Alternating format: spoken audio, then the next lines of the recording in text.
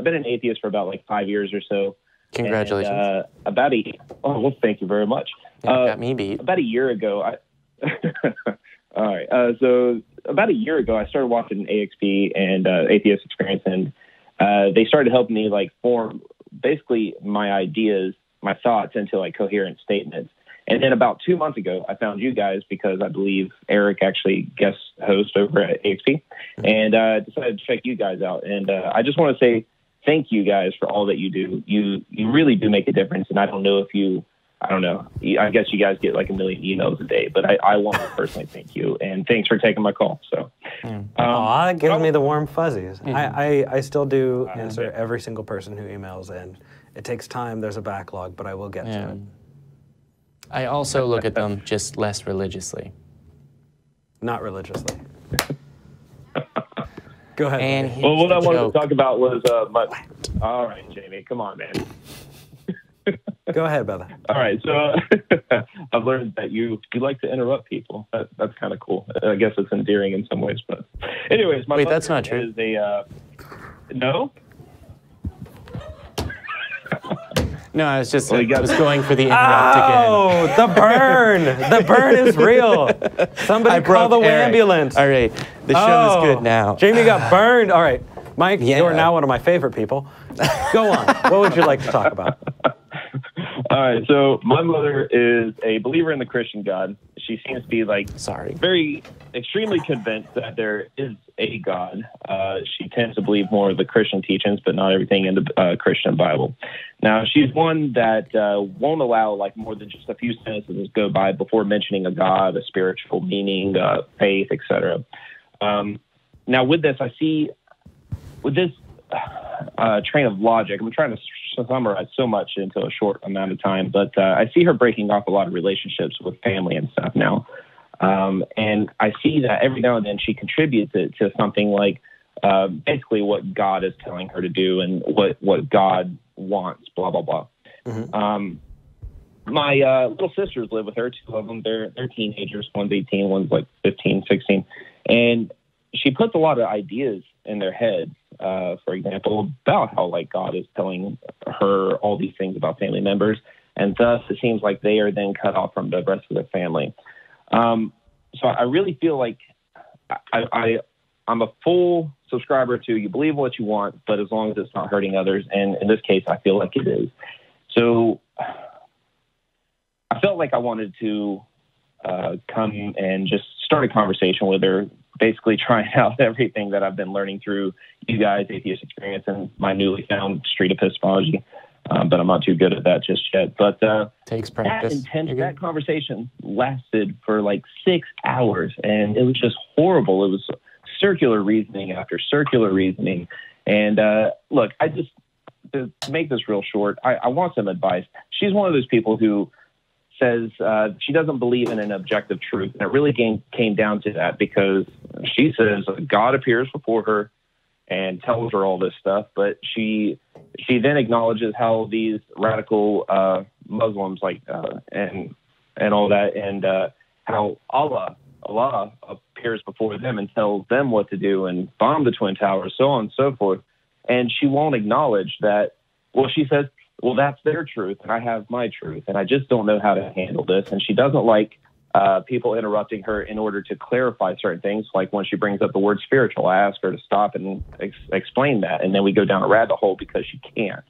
And she never gets to say her full testimony. So anyways, I want to know your guys' thoughts. I thought about having her call in, and she kind of somewhat agreed to it, but she's not too sure yet. Well, we would. And you said she doesn't like to be interrupted. That's right. And I noticed that you guys do that way less, other than a joke from Jamie, or 20,000. Right. Matt just poked in and like, is this guy kidding? Jamie? Okay. Yeah. Sorry. I got a stare. Oh, yeah. Yeah, she's heard of Matt Dillahunty, and she's like, nope, I'm not going to do that. Well, so I was like, all right, talk even. She's absolutely welcome to call in, and actually, if she called in today, we have room on the line. We would talk to her today if you called. Hand her the phone. No. Go ahead. Well, just briefly, it is kind of frustrating because people want to just tell their story. That's happened with callers before on the phone, where they're like, oh, it's only a page that I'm gonna read you. And then 10 minutes later, you're trying to get them to summarize it. But I've had a reaction with a person that I know and I'm very close with to, I think it was about something else entirely. They made a statement and I was like, well, no, that's not true because X, Y, and Z. And their response was one of offense. Like their little words were like, excuse me, no, you're wrong, as if that is a slur of some kind. Which also, it was not the words I used, whatever. I'm reliving an argument that I had about being able to contradict someone. It can be very difficult trying to talk with someone that isn't used to critically analyzing anything, right? Like when you said, oh, when you were telling us that you brought up the objection of, yeah, faith makes people fly planes into towers as well. And you told us that her response was, well, that's their truth.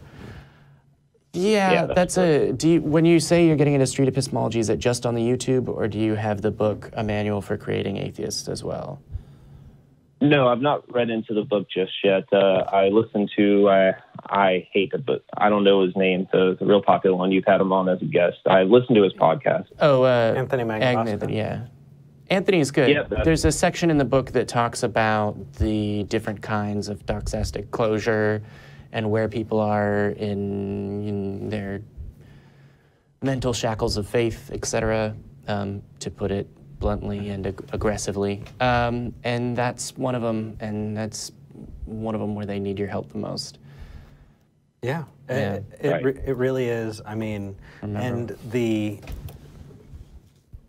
so the SE approach, the street epistemology approach, and I'm also going to say for everybody else who's listening, if you want to check it out, the book is A Manual for Creating Atheists by Peter Boghossian, and it's a good book. He's really intense, and if you want to check out one of the best street epistemologists that I've ever seen, you can either check out Anthony Magnabosco or Dan the Man, who we're super excited about. Objectively Dan. Objectively Dan, yeah. Actually, they're all in a group together, and it's really amazing. And if you want to have that conversation with your family, that is a really good approach to have. But I would say you're not going to get there in one conversation. You're not going to get there in 20 conversations. It is a long series of time of coming up against something, then going back and chewing on it, coming up, and going back and chewing on it. And it's every piece you can move forward just a little bit as you're able to do that. And I know that if you've seen this show, you know that I'm going to say model the behavior that you want. So anytime that you have the opportunity to say, I don't know, and that's, do that. And also show that it's not a shameful thing to say, I don't know. It's not a shameful thing to say, I was wrong about this. Because every time you get the chance to be wrong, that is your chance to learn the right way. And that's awesome. You know? Right. No, I definitely agree. I've been doing that. My sisters, they actually they have a laugh at it. I kind of make it like a fun thing. Like they'll mention something like auras, whatever that thing is around people's bodies and stuff like that. And they'll talk they'll talk as if it's like fact, as if the sun just rose. And I'll say, hey, how do you know that? And they're like, oh, man, here goes Kyle. And they're, oh, man, you know what? I called in with a fake name, and there goes my real name. So, all right, well, that's okay. It's like, oh, here he goes again, trying to get us to think about things. Mike. Yeah, that's right. Yeah, Mike. Liar. That's all right. I was you with your critical thinking. This would never come around and she would see this and stuff like that. But it's actually been a really good conversation, so I really don't care. So, cheers. Name's Kyle. I'm actually over here in Florida. So, Florida. Cool. I'm Eric. I'm in Austin. I'm Jamie. Yeah. This is Ted. He's been going by Jamie Boone. His name is Ted. Yeah, my real name is Ted Dillahunty. Kyle, it's really good talking to you, brother, and definitely keep going. You know, it can be frustrating, and realistically, they may never get there. They may never get there, but just keep being the awesome dude that you obviously are. Be a thank you. Be a good influence and show that. And the more you do, the more people are going to catch on. People in the community that I came from in Southern California, it was very largely Catholic. And I said this story right around Christmas time. I have a Santa get up. I actually have done the Santa thing for a long time. And when people found out that I was an atheist, they blew their freaking minds because they couldn't put that image of an atheist that they had in their head together with this guy, Eric, that they know that is smiley. Just look at that face. Does it do anything but smile? And you know, around Christmas time, I'd go on my lunch break and go read stories to kids in classrooms. Yeah. And then the kids found out. Fundraise, one of them was like, Santa is a lie. So, I mean, just do that. Be that good person, and you will be that image of that people think of when they think of an atheist. It's awesome. There are people I appreciate you guys for having me on the show. Yeah, well, thanks for calling in. I was just going to say, there are people that I talk to that are like, oh, I could never do what you do. There's nothing I can do for the movement. You know, people know that I'm an atheist, but that's it. And it's like, that's a huge thing. I mean, don't be out if you can't. I know you're calling in with a fake name, but there's a reason that people think about it, so. It's funny that you mentioned that. I know we're trying to move on to other colors, but be the person you want to model. And obviously, my Facebook personality definitely doesn't represent who my actual personality is, who I am one-on-one, and I should probably start working on that. But because I post a lot of those memes that are really in-your-face type stuff because some people need that. I needed that. That's how I converted. It was all in my face. But what she told me was the standard argument that atheists have no morals. And I was like, well, I'm an atheist. I've been an atheist for years. I don't go around hating and killing. And she's like, are you sure? Or she said something like are you sure that you don't go around killing? You know? Right. And I turned around on her. I was like, well, you're Christian. How do you know that you're, how do I know you're not going around raping and killing? And that kind of just ended that conversation right there. So, it's offensive when you say it. I'm looking forward to her talking to you guys. I feel like you guys might be able to bring stuff to her attention that's not so as aggressive as I am. So. Oh, well, we can be aggressive, but the difference is she doesn't have to deal with us afterward. Yeah. Well, also, in some ways, it's easier to talk to someone that you're not close to, right? Like, I can be very patient and calm with most people, but there's like a very small number of people that I've known basically my entire life where, in a way that I wouldn't ever on a show, I will just respond to them at some point like, no, that's utter bullshit. Like, stop it. I don't want you to not bring that up around me. I want to be able to tell you every time you think about that that's bullshit. But, you know, that's it's different. It's different. I have to be nice to people that I'm not friends with. Yeah. I don't know.